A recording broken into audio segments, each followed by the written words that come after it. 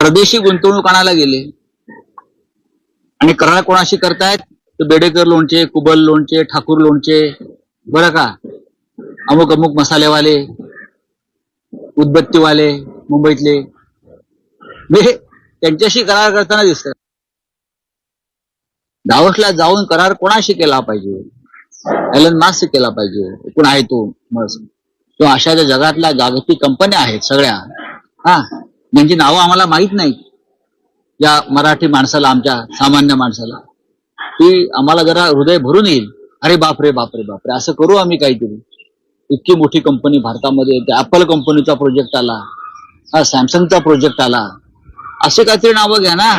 तिथे कोट बीड घालून आणि शर्टाला फुल लावून जिंदाल, अंबानी, कल्याणी यांच्याशी कसले करार करता? महाराष्ट्रातील लोक आहेत ते सगळे. काय कोणाला फसवताय तुम्ही?